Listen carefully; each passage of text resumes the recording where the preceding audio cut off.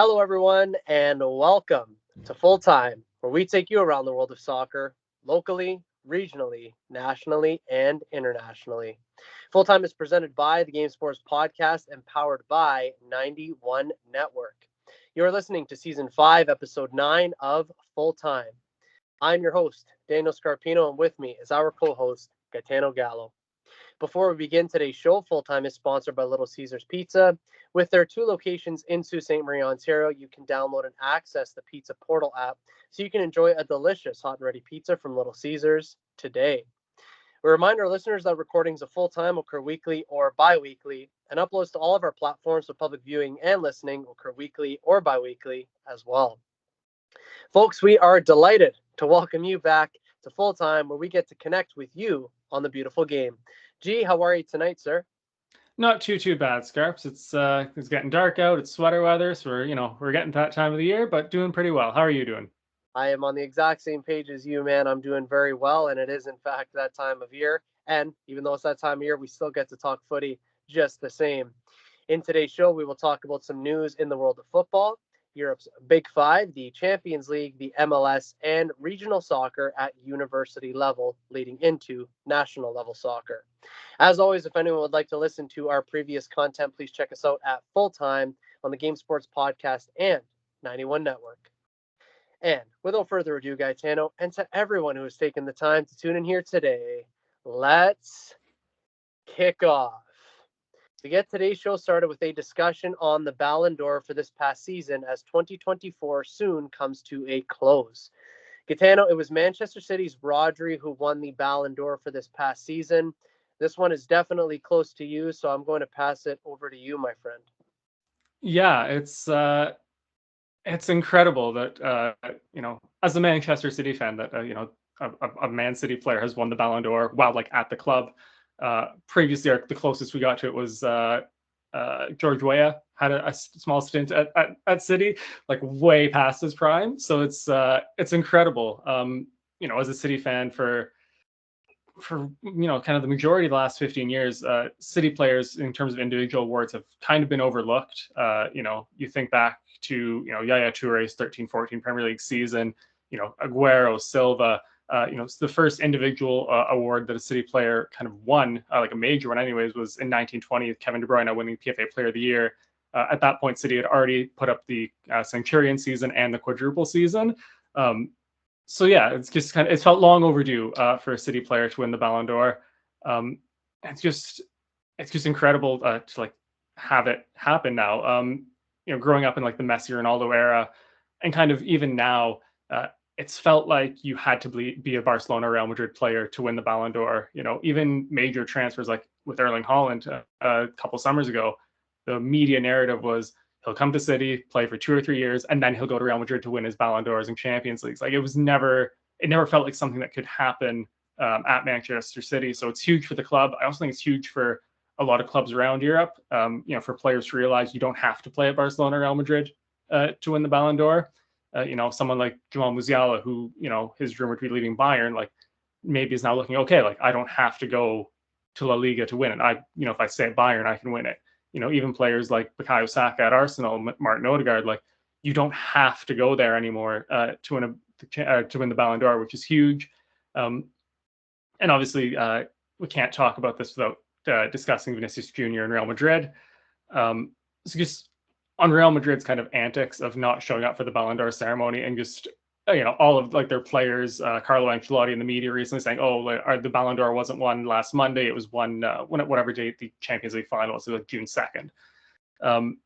It's just kind of pathetic, really, to be such a major institution and to kind of throw a fit and throw your toys out of the pram over this. And it's not like Rodri didn't have one of the best seasons we've ever seen from a defensive midfielder, right? He was has been City's best player, and I've said it multiple times in this podcast, basically since probably 22-23, if we're going to be totally honest.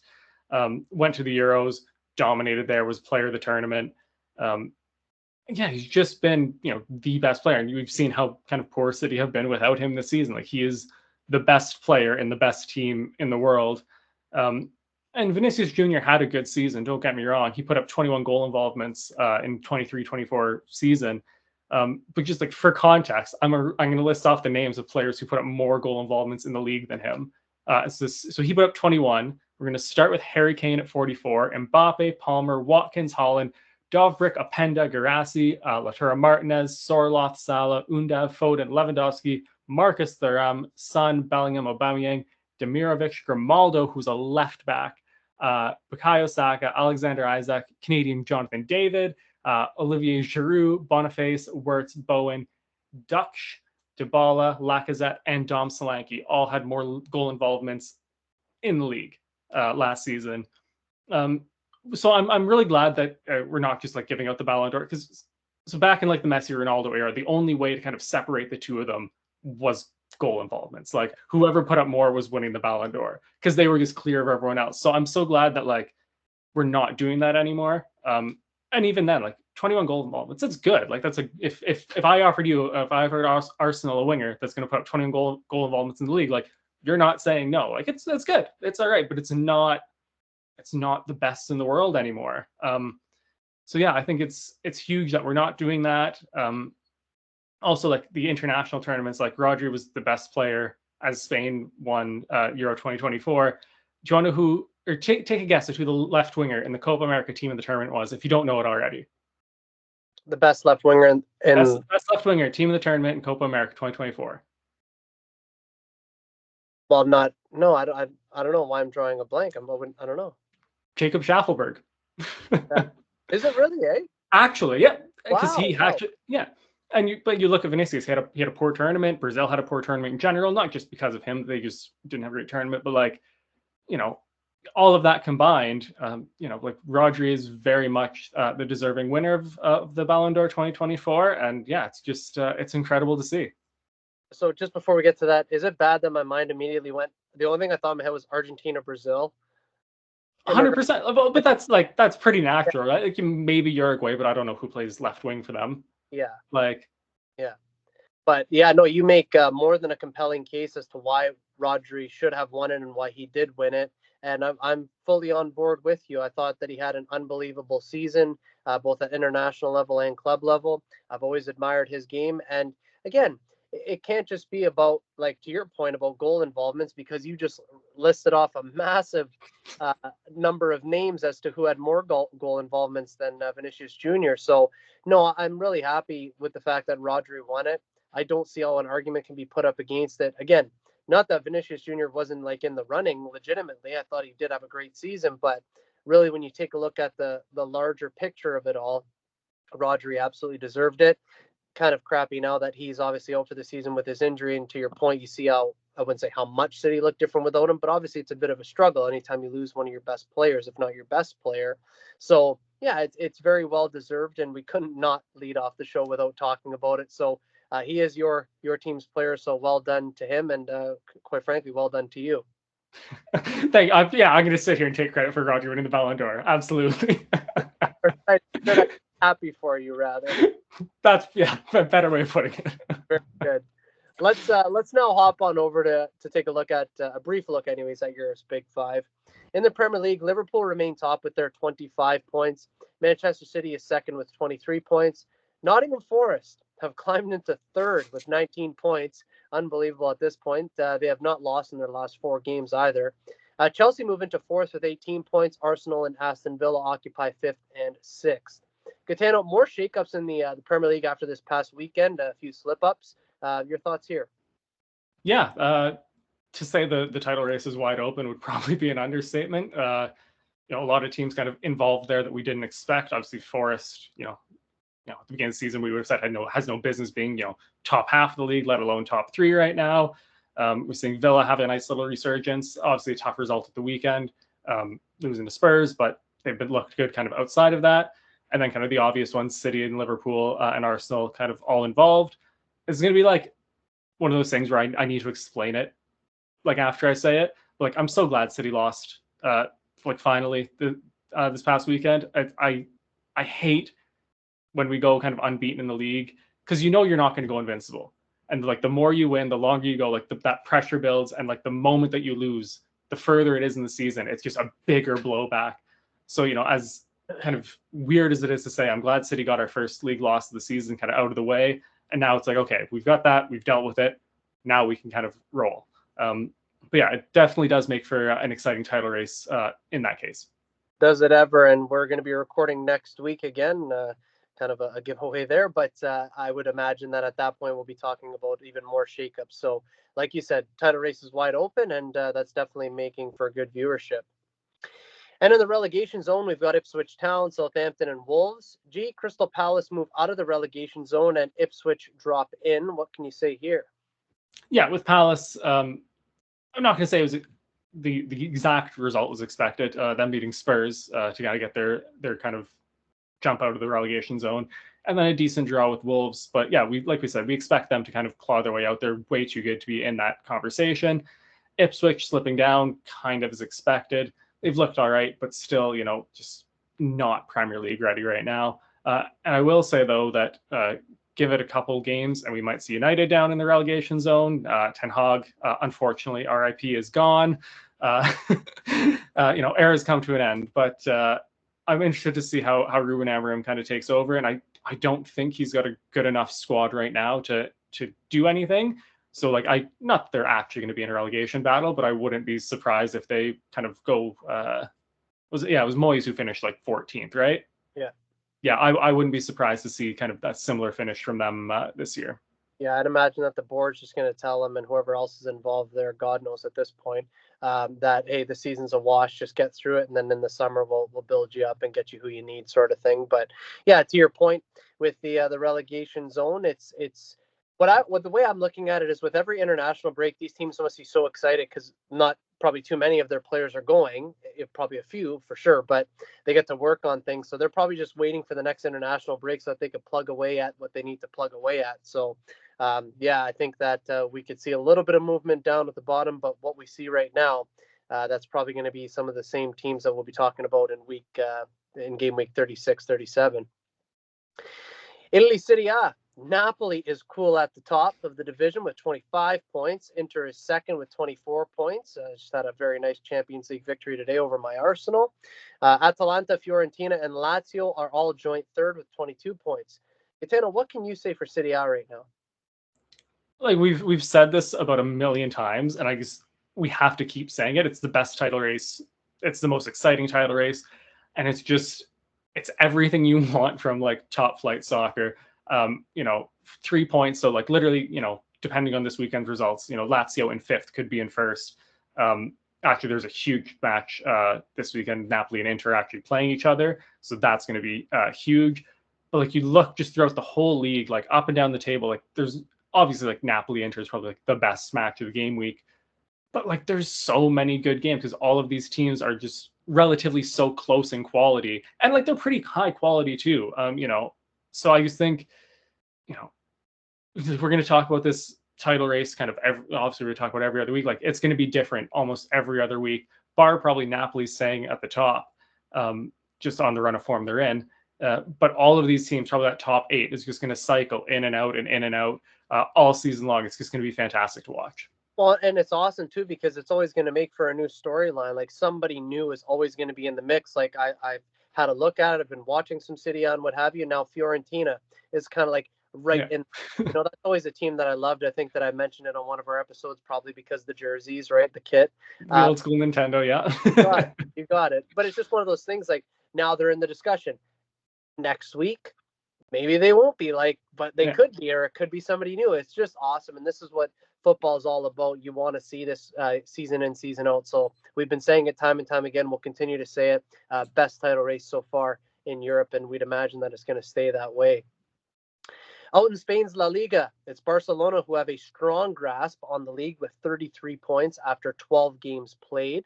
Real Madrid is second with 24 points. Atletico Madrid is third with 23 points. Villarreal and Osasuna are joint fourth with 21 points. Gitano, despite the fact that Real Madrid has a game in hand, even if they do win that one, they would still be 6 points behind Barcelona. What can be said for the front runners in this division at this moment in time, specifically Barcelona? Yeah, well, we can go back to the October 26th El Clasico and 90 minutes kind of summing up the last couple months in Spain, Barcelona winning 4-0, just not even looking like they got out of second gear, which was a really scary thought. We keep saying, oh, like we're waiting for the Hansi Flick bubble to burst. Like there's always, it can't go like, can't have a perfect first season, but like we're in November now and they're running La Liga. They've been great in the Champions League, doing well in domestic cups. Like they just look really, really good.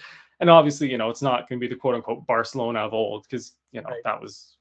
that's a standard that is never going to be kind of achieved again. But like this is probably as close as they've looked since like the MSN kind of era of Barcelona to being just like dominant, like outright dominant in Spain. We saw Xavi win a league title, but it wasn't dominant in the way that Hansi Flick is doing it right now. And yeah, if you're kind of a Real Madrid, Atletico Madrid, Villarreal looking up at the table, like you're almost saying to yourself, like, hey, like the title's gone, like let's get a European spot and like kind of call it a season there. It's impressive to see. It is, and you know what? The pedigree that Hansi Flick has as a manager, I've always said it. He's one of the best that are in the business, and he's an exceptional coach, and he's doing bits right now. Again, do I think that this is going to last? I don't. I just can't see it. But maybe, I know we both said that they're probably going to fall off a cliff, or that bubble's really going to burst. I still think it is, but maybe just not as drastic as we once thought. Because I mean, for a team to be this dominant this early, like that'd be some drop, wouldn't it? Yeah, well, like now I think even if the bubble bursts, like they've built themselves such a cushion that like even if they do fall off a cliff, already almost 10 points up on Madrid right now. Like you can lose 3 games and be like, okay, like we've got our little rut out of the way. We picked ourselves up, dust ourselves off. Now we can roll again. So yeah, it's just again, like I do expect the bubble to burst at some point, but like, either they're going to have such a large gap between everyone else and themselves that it's going to be fine, or the bubble is going to burst and it's going to be 1 or 2 games of okay, that's not great, we got to learn from this and they'll be fine. Yep, I fully agree with that, and I'd imagine at this point in time that locker room is a very positive place to be. Germany's top flight. Speaking of positive, Bayern lead the way with 23 points, having not lost a game yet. RB Leipzig is in third with 20 points. Second, excuse me. Frankfurt's third with 20 points, and as Leverkusen, Dortmund, and Freiburg are all joint fourth with 16 points each. So Leipzig second, not third. Pardon me. Gitano, talk about what you see in the Bundesliga specifically with what's happening with Bayern. Yeah, Vinny Company's got them playing in terms of domestic football. Anyways, Europe's been a little different for them, but domestically they've been playing really, really well. We've talked about kind of the depth and the maybe not depth, but the quality in kind of the top 6 in Germany the last couple of years. It's really not an easy league to win. And especially someone like Xabi Alonso at Bayern Munich or Bayer Leverkusen, sorry, raising the standard last season. For Vinny Company in his first kind of major job, he was at Anderlecht for a couple seasons. To kind of have Bayern Munich playing this well, and it's not just the results, like the actual football they're playing is great. They're almost kind of near top, I should say, in kind of any kind of the individual stats. Harry Kane's their top goal scorer and most assists. Their defense is looking really solid, which hasn't been the case the last couple of years. So yeah, I think they're just, and again, like kind of what we talk about, it's not going to be the Barcelona of old. It's not going to be the Bayern Munich of old either. But again, if this is going to be kind of the new standard at Bayern, I think they're in really good hands. They're looking really good for kind of the course of the season. I think so too, and it's kind of all guns blazing at this point. Again, it won't probably last in this way, but I mean, if things keep clicking even half of the way that they are, then they're destined for some pretty great stuff this season. And in France's League 1, PSG has opened up a 6-point gap at the top of the table, holding 26 points currently with no losses in their 10 games played. Marseille and Monaco trail the leaders with 20 points each. Gitano, it's still very early. Not even 1/3 of the season has been played yet. But can PSG possibly see themselves in the ascendancy, or is there time yet for things to kind of change around? I mean, until they're mathematically champions, I won't call them champions. And obviously, the start they've gotten themselves off to is good. Kind of, again, similar to the Barcelona, Real Madrid, beating Marseille not last week and the weekend before 3-0. Kind of 90 minutes summing up a little more than a third of the season here. Yeah, they've just looked probably for the first time that I can remember like an actual team. Yeah. and not just, reliant on, oh, ping the ball up to Zlatan and he'll do something, or ping the ball up to Mbappe and he'll do something.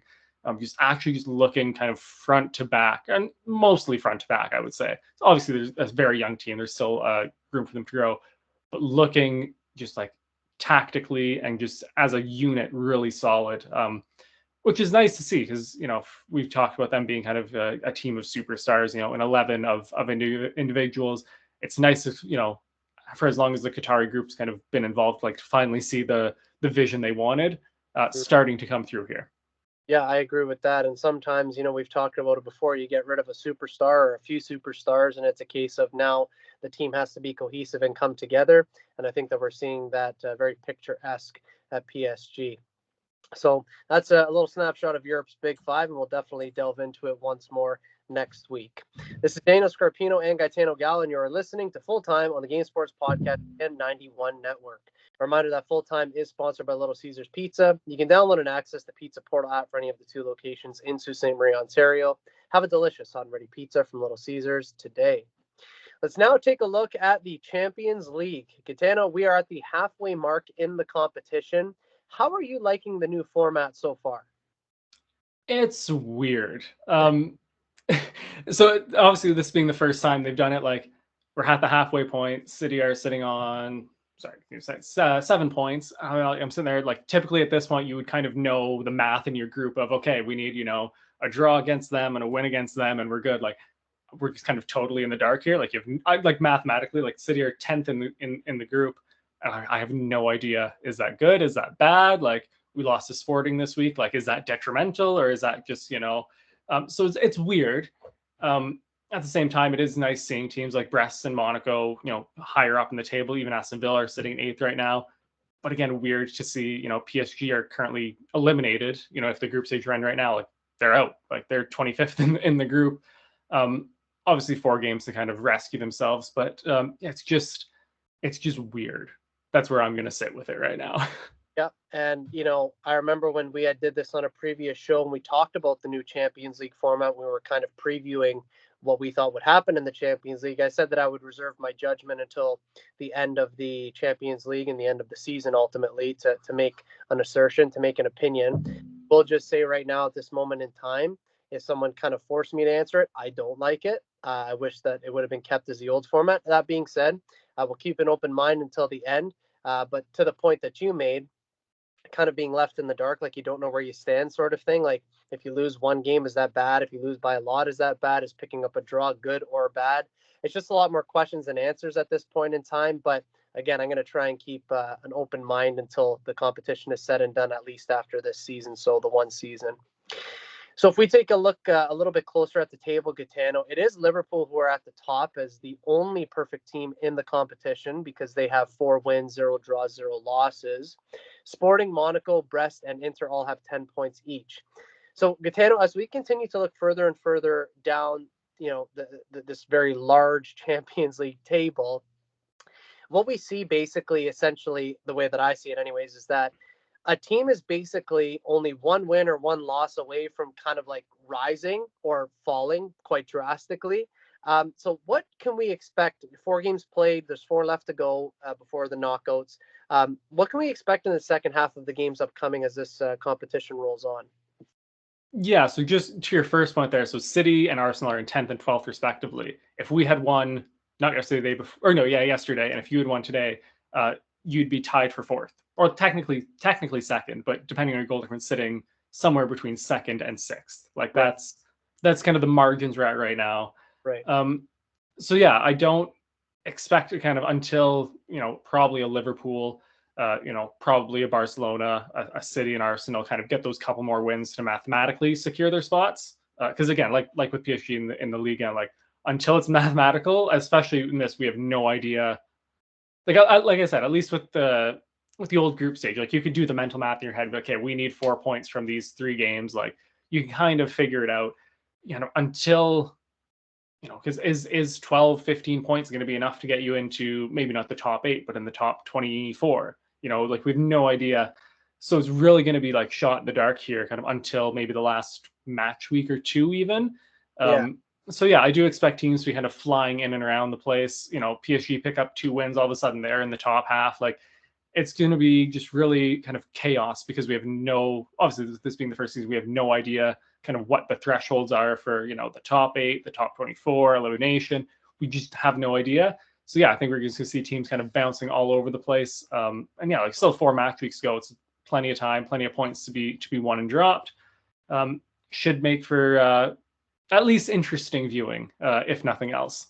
Yeah, and you made several good points there, but I did like your point, and I fully agree with it. And it's what I was going to say, that I don't think that we're going to have any sort of indication until like match week 7 as to like what's going to happen, who's going to get into knockouts possibly, and who's not. Just because right now it's just all over the place. So match week 5 and 6 up in the air.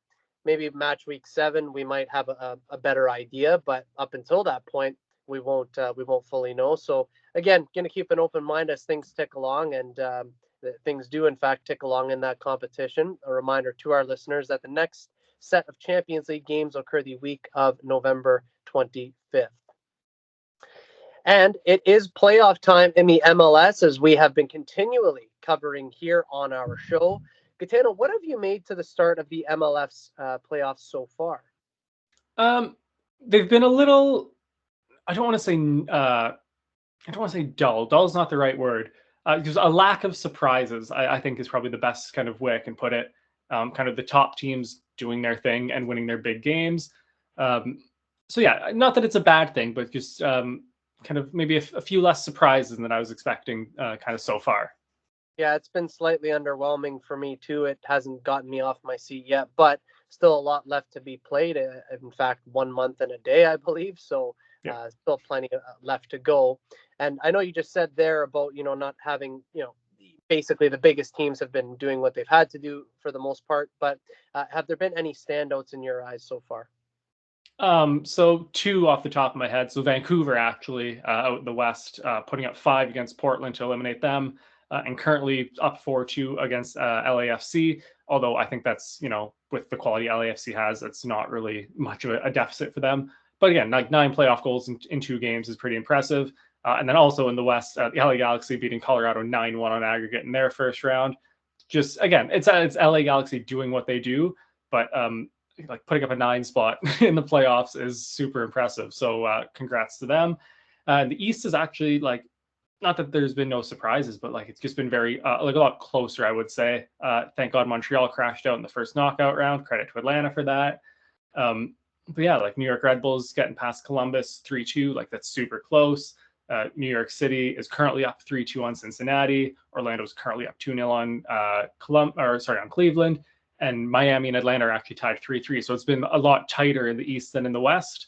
So yeah, not that the East teams aren't doing as well or as impressive, but it's just kind of a lot more parity, I would say, across the East. Yeah, and for playoffs, that's what you would hope for, anyways, especially when you're like us and you don't have a horse in the race.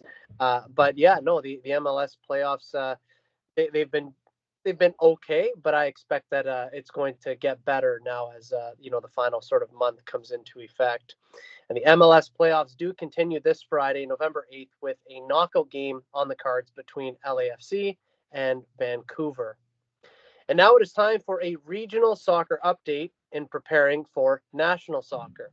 It's the OUA that has concluded with playoff finals taking place this past weekend in the University Soccer Loop right here in Ontario. On the girls' side, it is the University of Ottawa who has completed a three-peat, winning their 3rd OUA championship in a row. They defeated the Nipissing University Lakers in the final, my alumni, might I add, by a score of 4-2. It was Nipissing's first time ever getting to an OUA final. Gitano, with that being said, anytime that a team gets to an OUA final, or any final for that matter, for the first time in program history, it's pretty admirable. Ottawa, in a very admirable way themselves, they complete an unprecedented three-peat as OUA champions again. Both teams, by the way, will be attending nationals. They're both there right now, and they'll be competing for the chance at top prize in the nation. So, Gitano, your thoughts on both of these programs and what they've accomplished so far this season? Still something huge left to play for at nationals, which begins tomorrow. Yeah, so starting with Nipissing, seeing them get their first final, like watching City go to the first Champions League final, watching, you know, my Montreal Canadiens reach, in my lifetime, the first Stanley Cup final. Like, it's just such a, like, there's not really a perfect way to describe it. Like, the feeling is just of like, wow, like all of this work we put in is like finally, you know, and especially I'm going to assume the Nipissing program's probably been going for a pretty decently long time, right? Like, so to finally like get to that first final, obviously doesn't go the way you want. You know, that would be almost like too perfect, you know, in a way. But it's just, you know, it's a great credit to that program, for everyone involved. Again, even the alumni to say, like, look, you know, the steps that we took led to this. And now for, you know, for that group, obviously they're at their nationals right now, which would be fantastic if they won. But even if they don't, like, for next year, like, hey, like, we know what kind of it takes to get there, and now it's a matter of, you know, doing that and then that little bit more to get over the line. So obviously, it's massive for them, and for Ottawa winning a three-peat is just like, that's, you know, to have the best team in the province once is incredible. To do it 3 years in a row, that's an extremely impressive feat, for an extremely impressive group. I'm not sure what the kind of the scope of nationals looks like in terms of like other provinces, but clearly they are one of, you know, the best teams in the country, and it would be great for the province for them to go to nationals and kind of keep that three-peat form rolling, and pick up a national championship. So good luck to both them and Nipissing. Go and get it. Yeah, absolutely. And in the case of Ottawa, their coach has been around in the OUA for over 30 years. So again, just putting in an immense amount of time into that program and certainly paying dividends. And they got the third ranked spot in nationals, so they're sitting pretty pretty, should I say? And then in the case of Nipissing, I just have to say how proud I am to be an alumni, because when I went to school there, like their grass field, it was a grass field at the time, was like Strathclair-esque, like very good. I remember being in the gym at 7 a.m. in the spin studio on the bike by myself, and just overlooking this like very dark, gloomy kind of, for lack of a better term, like very poor field. And I thought to myself, you know, if this program ever got like a proper turf field, because they had the coaching, you know, they had like a decent athletic facility, like I thought to myself, this could really go somewhere. And sure enough, they get that $2 million turf facility. They redo the stands, they redo the bleachers, they make updates to the athletic facility, which was already, you know, pretty nice by most school standards. And now look where they are. And by the way, for Nipissing, not a single fifth year in the team. So technically speaking, that entire team, although it might not happen, they can all come back next year.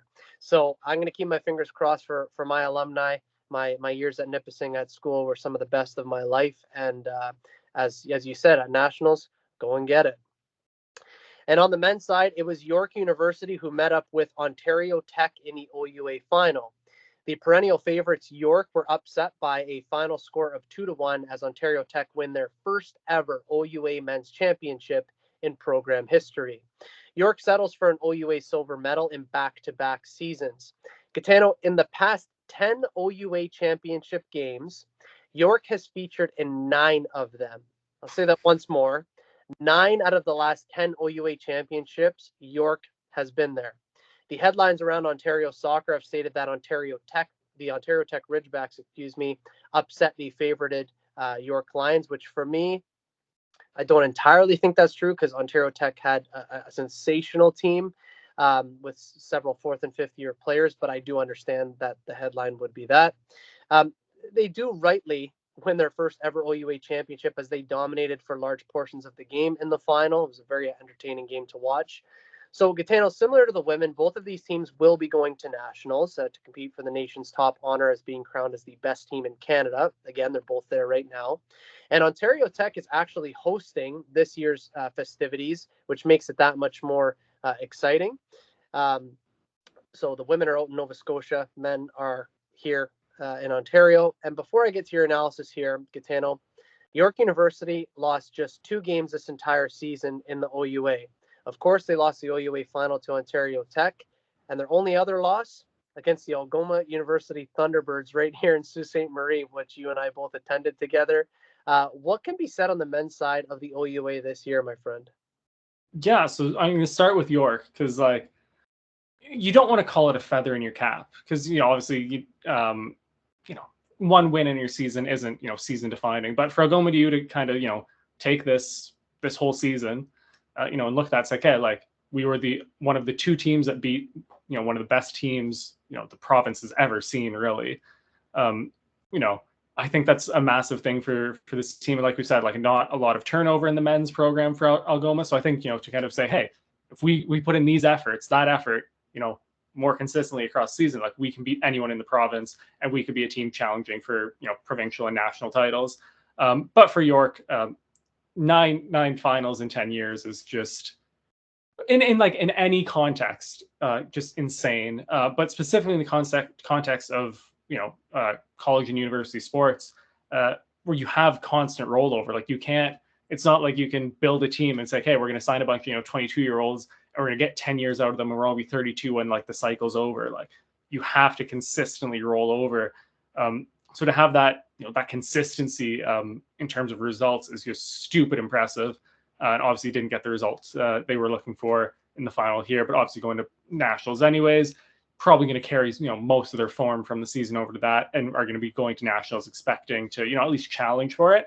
But for Ontario Tech to get their first OUA title, that's just huge. Like we just said with Nipissing, like you get to the first final and lose, it's like you see kind of the building blocks and know kind of what it takes to get there. So for Ontario Tech to get there and then get over the line against a team like York as well, who we saw them play, they are very, very good.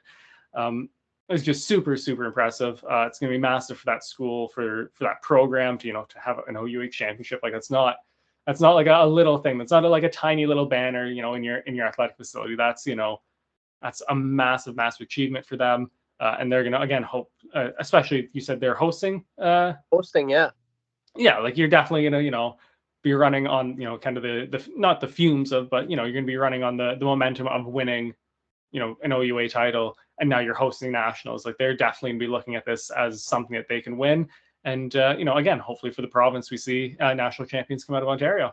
Without doubt, and I didn't mention this part, and I think that this is probably pretty cool, particularly for Ontario Tech.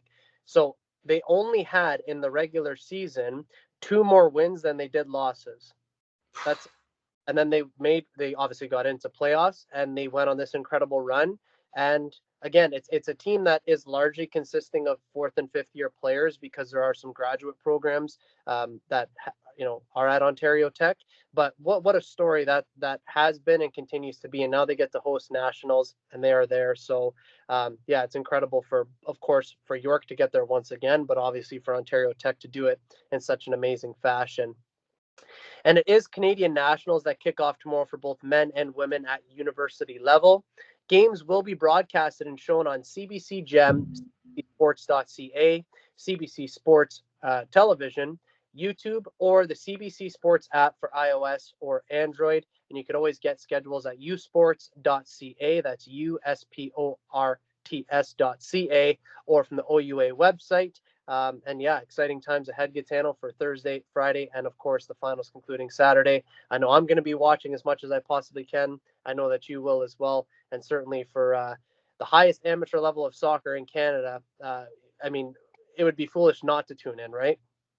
Right. And like, again, like these are games getting broadcast on CBC. Like that's like not like a shitty like YouTube, like someone with their phone streaming. Like this is like basically the highest honor you can get in terms of sports broadcasting in this country is being played on CBC.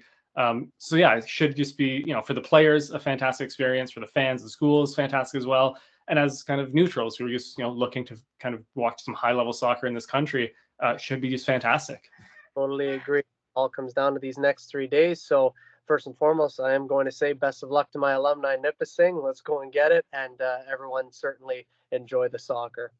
This is Daniel Scarpino and Gitano Gallo, and you are listening to Full Time on the Game Sports Podcast and 91 Network. A reminder that Full Time is sponsored by Little Caesars Pizza. You can download and access the Pizza Portal app for any of the 2 locations in Sault Ste. Marie, Ontario. Have a delicious hot and ready pizza from Little Caesars today. Ladies and gentlemen, that is Full Time.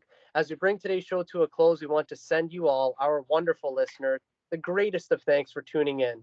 G, as always, a pleasure, my friend. Thank you for letting me rant about Rodri to start the show. I really appreciate that. I always got your back, brother, because I know that the favor would certainly be repaid if the shoe was on the other foot. So well done to you tonight, and a great deal of fun. A reminder to our listeners that the next episode of Full Time will be recorded the week of November 11th, 2024. In that show, we will take a look at Europe's Big Five, the MLS, and national soccer at university level.